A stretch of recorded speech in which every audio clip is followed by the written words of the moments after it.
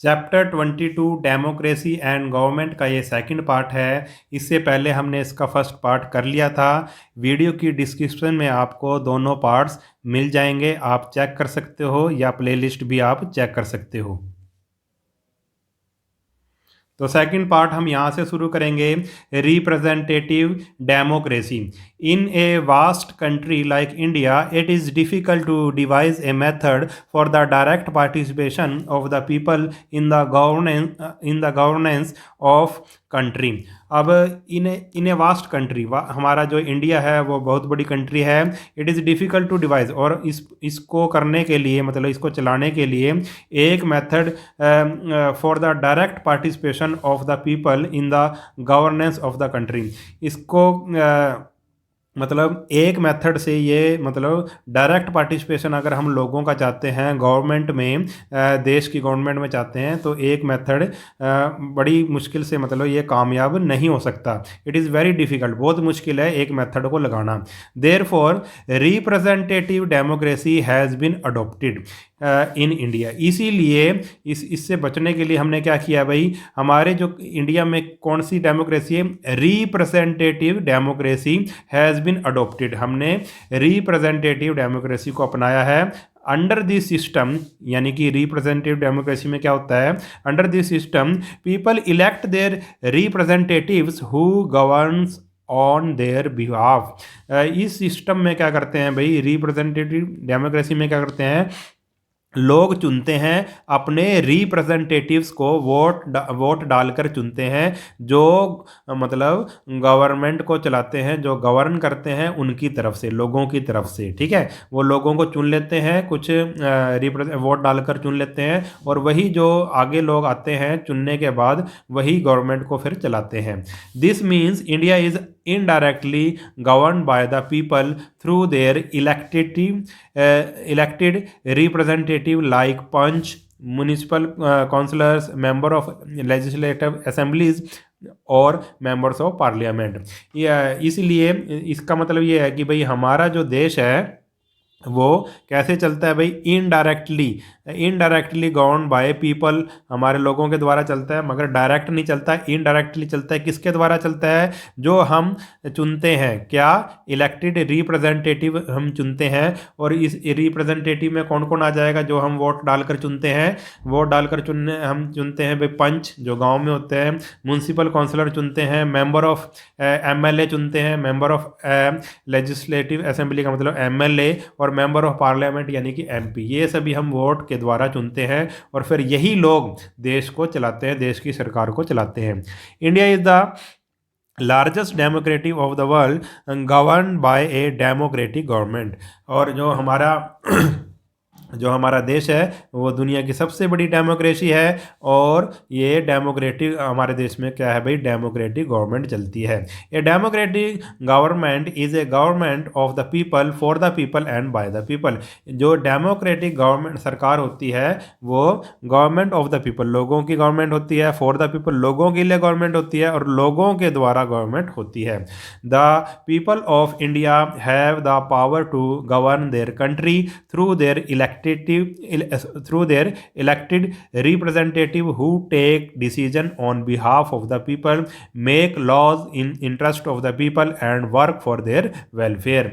जो the people of India have the power, और India के जो लोगों के पास ये पावर है, टू गवर्न देयर कंट्री, अपने देश को चलाने की पावर है, थ्रू, किसके द्वारा, जो उन्होंने इलेक्टेड रिप्रेजेंटेटिव चुने हैं, उनके द्वारा जो हमारा देश चलता है। और यही रिप्रेजेंटेटिव क्या करते हैं भाई, डिसीजन लेते हैं बिहाफ ऑफ द पीपल, लोगों की तरफ से डिसीजन लेते हैं, कानून बनाते हैं, ठीक है, और लोगों की भलाई के लिए काम करते हैं। यही इलेक्टेड रिप्रेजेंटेटिव, जिसको हम वोट डालकर चुनते हैं।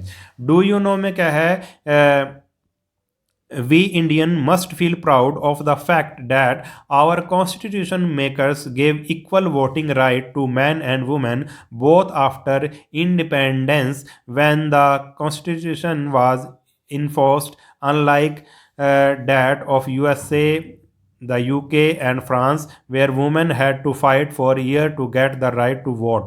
और हमें इस बात पे प्राउड फील होता है इंडियंस को, जब हमारा जो कॉन्स्टिट्यूशन बना था, जो कॉन्स्टिट्यूशन को बनाने वाले, संविधान को बनाने वाले, उन्होंने क्या किया भाई, वोटिंग राइट, वोट डालने का अधिकार मैन को भी दिया और वुमेन को भी दिया। ठीक है, जब हमें हमारा देश आज़ाद हुआ। ठीक है, हमारे कॉन्स्टिट्यूशन वाज एनफोर्स्ड अनलाइक, और दूसरे जो देश थे जैसे कि यूएस है, यूके है और फ्रांस है, वहाँ पर जो औरतों को शुरू में वोट डालने का अधिकार नहीं था, उनको बहुत सालों के बाद, वो ये देश आज़ाद तो थे मगर इन देशों में बहुत सालों के बाद ही औरतों को वोट डालने का अधिकार मिला था। In the United States of America, women got the right to vote in 1920। और जो अमेरिका देश में, यूएसए में औरतों को वोट डालने का अधिकार 1920 में मिला था।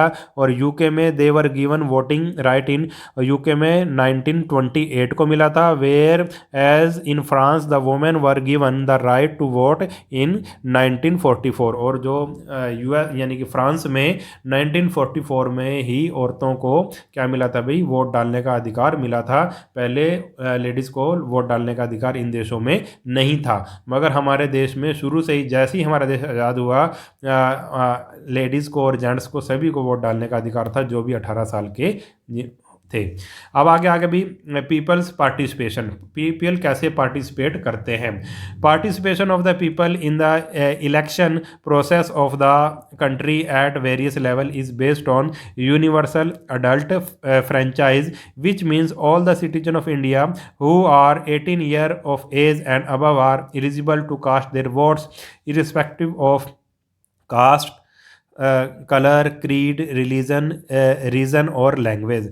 Participation of the people in the election process, जो इलेक्शन प्रोसेस में हमारे जो लोग हैं वो कैसे पार्टिसिपेट करते हैं, हमारे देश के लोग, जो अलग अलग लेवल पे इलेक्शन होते हैं, और वो किस पे बेस है भाई, वो है भाई यूनिवर्सल अडल्ट फ्रेंचाइज। इसको नोट कर लो, यूनिवर्सल अडल्ट फ्रेंचाइज क्या है, इसका मतलब क्या है। यूनिवर्सल अडल्ट फ्रेंचाइज का मतलब है कि हमारे जो भी सिटीजन ऑफ इंडिया, हमारे देश के जो भी नागरिक 18 साल या 18 साल से जिनकी ज़्यादा उम्र है, उनको वोट डालने का अधिकार है। वो वोट डाल सकते हैं, चाहे वो किसी भी कास्ट के हों, कलर के हों, क्रीड के हों, संप्रदाय यानी कि मत को मानने वाले, किसी भी रिलीजन के हों, यानी किसी भी धर्म को मानने वाले हों, किसी भी क्षेत्र से हों और कोई भी भाषा बोलते हों, बस वो 18 या 18 साल से ऊपर होना चाहिए, उसको वोट डालने का अधिकार है।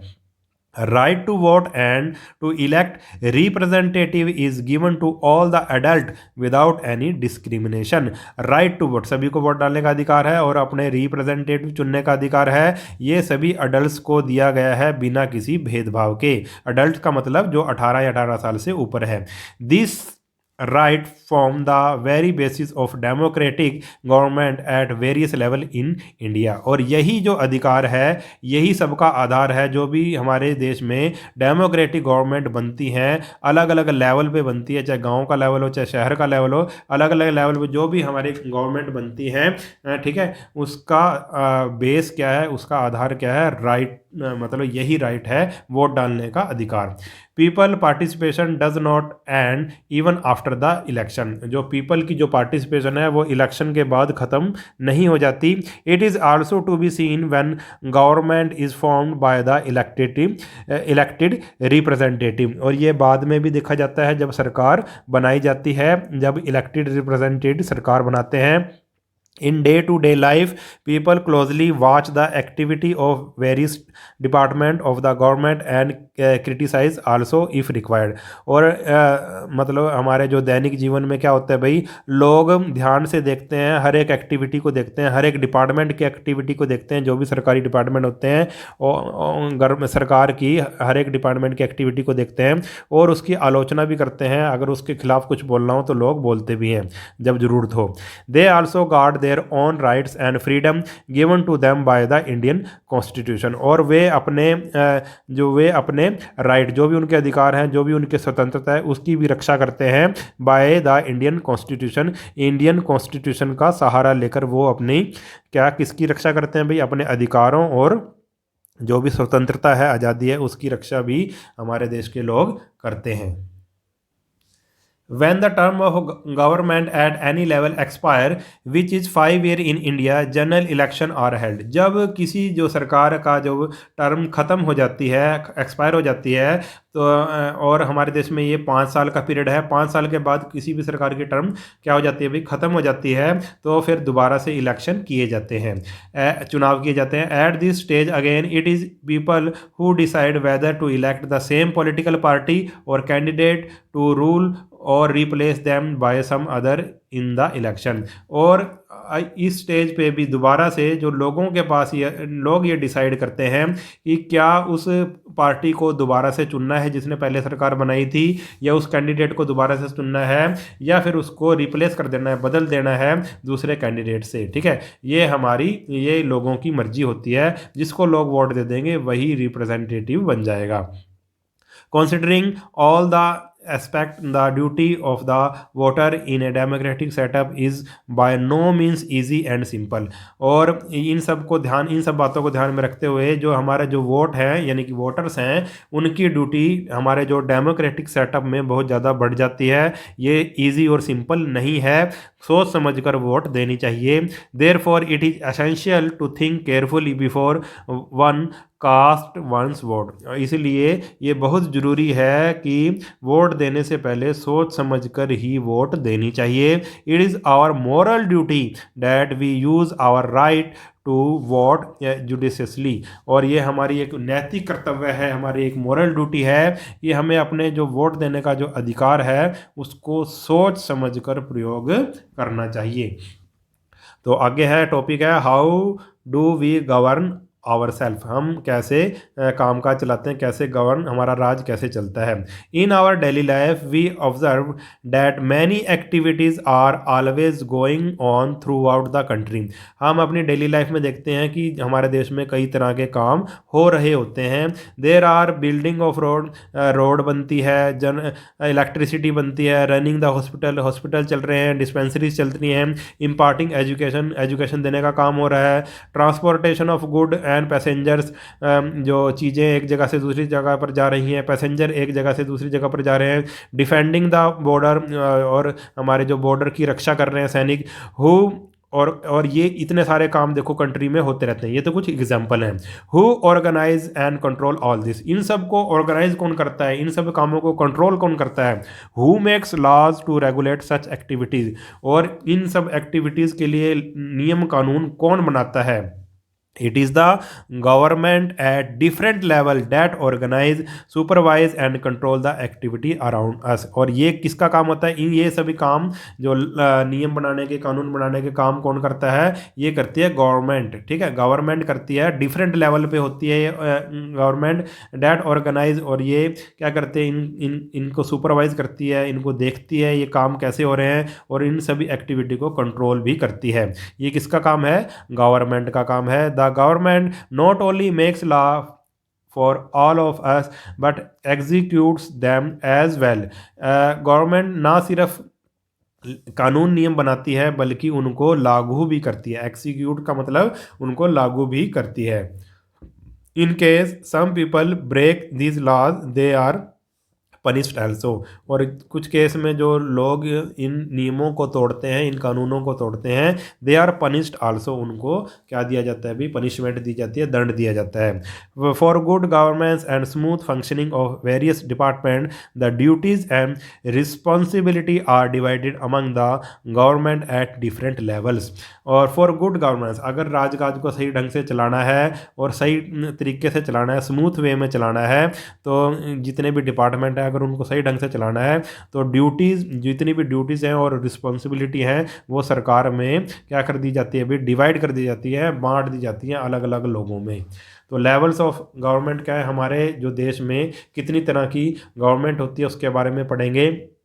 Keeping in mind the large extent of the country, vast population and diversity of India, the responsibility of the government has been divided into governments at 3 levels. They are keeping in mind, ये ध्यान में रखते हुए कि हमारा जो देश बहुत बड़ा है, बहुत ज़्यादा पॉपुलेशन है और यहाँ पे डाइवर्सिटी बहुत है, विविधता बहुत है, तरह तरह के लोग रहते हैं, ठीक है। तो इसको देखते हुए हमने 3 लेवल बनाए हैं गवर्नमेंट के। कौन कौन से हैं भाई? गवर्नमेंट एट नेशनल लेवल, एक हमारी होती है नेशनल लेवल पे जो पूरे देश को चलाती है, एक तो ये वाली गवर्नमेंट होगी जो पूरे देश को चलाती है।